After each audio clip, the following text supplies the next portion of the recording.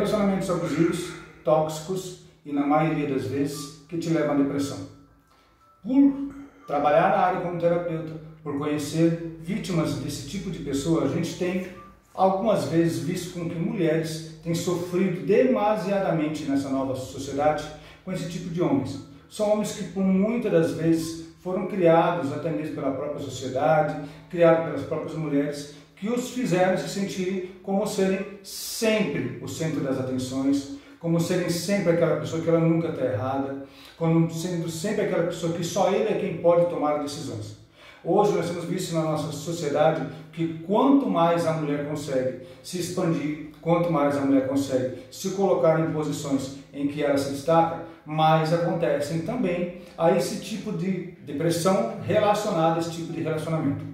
Porque muitas das vezes o marido ele não se sente bem em ver a sua esposa se destacando, ele não se sente bem em ver a sua esposa feliz, ele não se sente bem em ver a sua esposa cada vez sendo mais pessoas a admirando. E isso é um dos passos que comprova com que esse relacionamento é um relacionamento tóxico.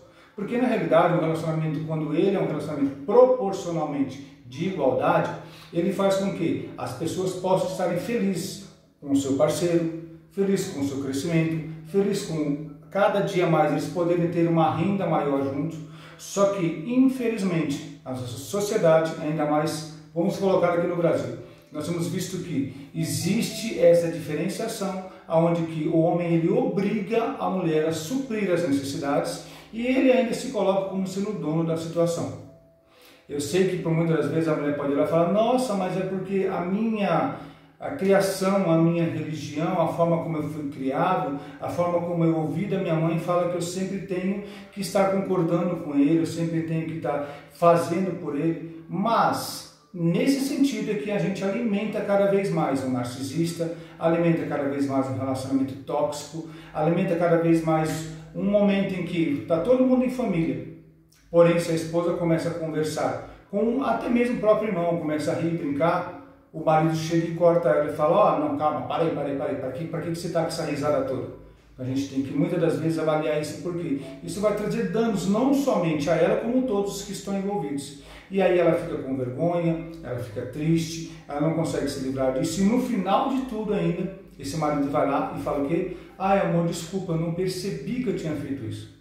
Mas por quê? Porque ele se alimenta da dor da sua parceira, ele se alimenta do sofrimento dela, ele se alimenta da tristeza dela. Quando a gente fala de uma pessoa que ela é narcisista, ele tem uma extrema necessidade de admiração e atenção. Ele sempre quer ser o centro das atenções, ele se sente desconfortável quando ele não está no centro das atenções. Ele tem um senso exagerado de importância, como se tudo que ele fizesse fosse melhor, como se tudo que ele fizesse só ele soubesse, como se tudo que ele fizesse fosse sempre melhor do que todos que estão ao seu redor. Além do que, na maioria das vezes, ele é vazio, ele fala, mas tudo que ele fala nunca tem um bom fundamento, nunca traz um benefício, ou somente é aquilo que o famoso encher linguiça.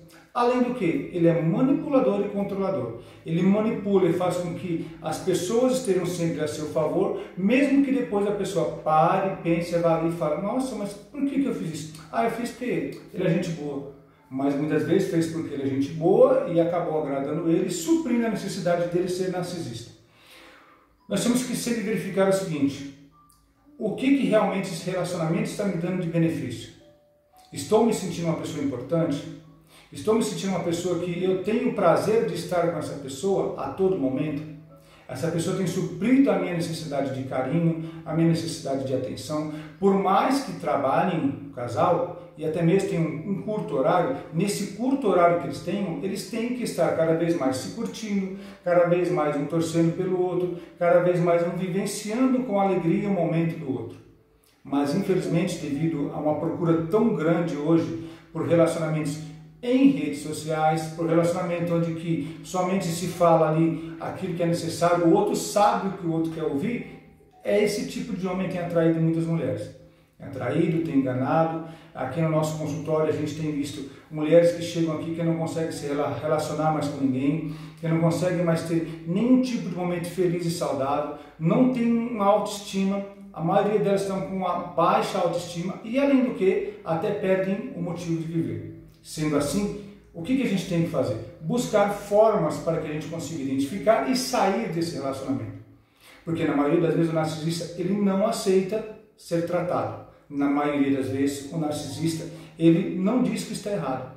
E aí quem vai ficar como errado sempre vai ser a vítima. Então, toda vez que você mulher, toda vez que você menina, toda vez que você garoto estiver num relacionamento, que você vê que a pessoa ela se impõe sobre você, ela quer vigiar o seu celular, ela quer toda hora estar olhando o seu celular, ela quer saber com o que você está falando, ele quer toda hora saber, onde você está, com quem você está falando, por que você vai para tal lugar, por que você... O controlador, toda vez que você vê esse controle excessivo, pode saber, tem algo de errado. E além do que, né? A pessoa ela tem que torcer por você. Ela tem que ser uma pessoa que, não, você vai, tá bom, só me fala que hora que você chegar. É diferente o cuidado do controle. O cuidado, ele está preocupado que horas que você vai chegar para poder estar te acompanhando. O controlador não. Ele quer saber o momento exato com quem você estava, onde você estava, com quem você falou e o que você falou. Existe uma diferença muito grande. Então, na maioria das vezes, sempre que você sentir que está sendo oprimida, sempre que você sentir que você está sendo denegrida, sempre que você sentir que está sendo menosprezada, cuidado, sente, avalie, pense, procure a ajuda de um terapeuta, procure a ajuda de um psicólogo, para que você entenda, será que esse realmente é o local em que eu preciso estar? Será que esse realmente é o local em que eu vou conseguir criar meus filhos? Porque um relacionamento com um narcisista, ele também pode criar filhos narcisistas. Onde que ele vai fazer com que isso se propague, porque ele vai pegar ali, uma criança pode se identificar, o filho pode se identificar com essa maneira e seguir, porque os pais são espelhos para os filhos. Então os filhos vão fazer o quê?